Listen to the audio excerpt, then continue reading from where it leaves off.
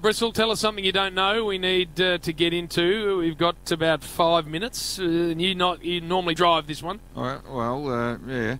Now, JB, the club's dirty up at things that we and other media people say all the time. It's come to my attention that, and normally mates, really good, solid, clicked up friends don't get dirty with each other. What are you going with, Bristol? So, no, why are you looking at me? I have heard, Damo, just looking for support. Okay, I'll back you up then, BT, but it's not me.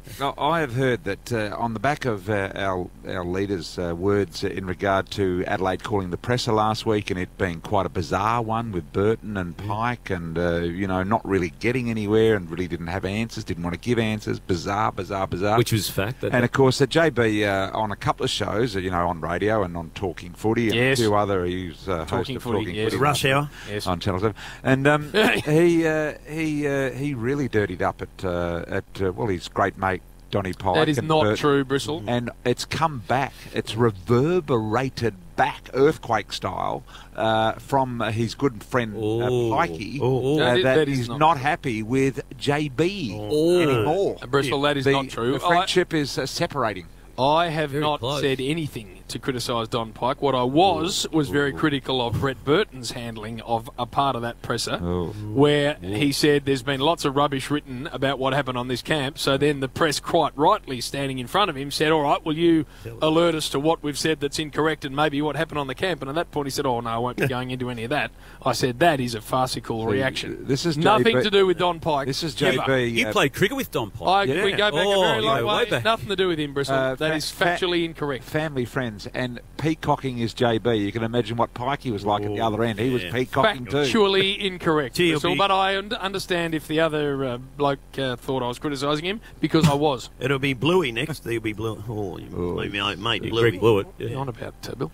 All right, well, there's that one. Who else has got something? Bill, I think you're in Bali, Jack, during the week? Well, if it's not a puzzle, everyone knows. Well, the reason I just wanted to re-establish that fact was because word came back to our desk during the course of the week that you were speaking to a group of people at one stage and they didn't know who you were. Oh, that's not possible. Which you cut up rough about. No. And decided to show them on YouTube what you may have done, Doug. That can't be true.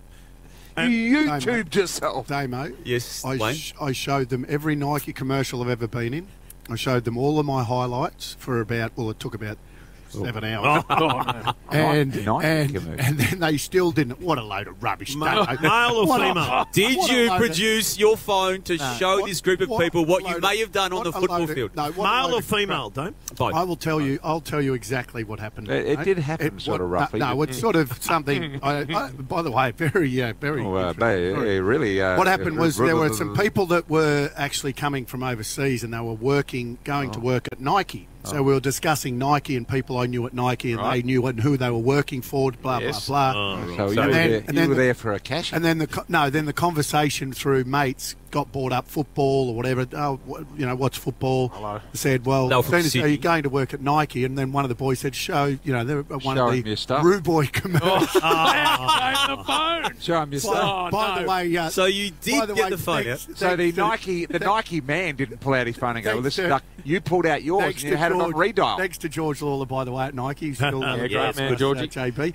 But so just pulled out, the Ruboy commercials, which, by the way, were the biggest hit that hit this town in terms. Got Nike flying here in Australia. Oh. And, so they knew who you were after had a look at that. And then, The only bloke I know who produces YouTube videos to people who don't know who he uses, Jim, is Hutchie. Who produces his EJ Witten goal. He does, every time. yes. Which is a very good goal. Just a little one here, talking about the LED lights around the boundary line. The Geelong Football Club, or GMHBA Stadium down there, they're bringing in the boundary. In? It's already the narrowest. It's already the narrowest. World. It's coming in. Maybe... That's a news story, Bill. Come on, Bill. 30 centimetres or a metre. Why? Because of the... A metre? Damage. Can I tell you that will make absolutely no difference. People will still go into it.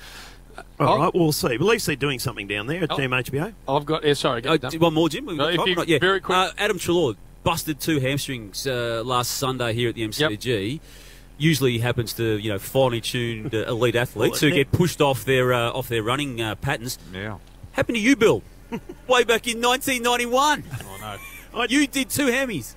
I haven't spoken about this because it's not about me, but you're right. I did both hamstrings in a game out at Waverley, and I had to walk off like I'd done poo in my pants because it was the slowest walk off because I'd done both in the same game. Oh, no. The same incident. Yeah. And I'd done both, which is, you wouldn't believe that. But I did. Bill just deciding to top and tail the show today. You had the old after the siren goal at the start of the show and finishing with the old double hamstring at the end of the show. And I haven't brought up any of them. Like Taylor last night with the miss at the start. No. What about as I'm on my way near Bristol and we had to get here, of course, had some urgent business to attend to. There was an old white Hyundai in front of me travelling at about half a k an hour through, underneath and around, and I'm just about to get on the horn and say, mate, I'm in a hurry, get out of me way. And thankfully I didn't. Who? Brucey Dool. Oh, the legend that is Brucey Dool. I was just about to give him a bit of a burst. Did he drive with his headband on? Do you have his headband on? The legend was in front of me. Great to see him.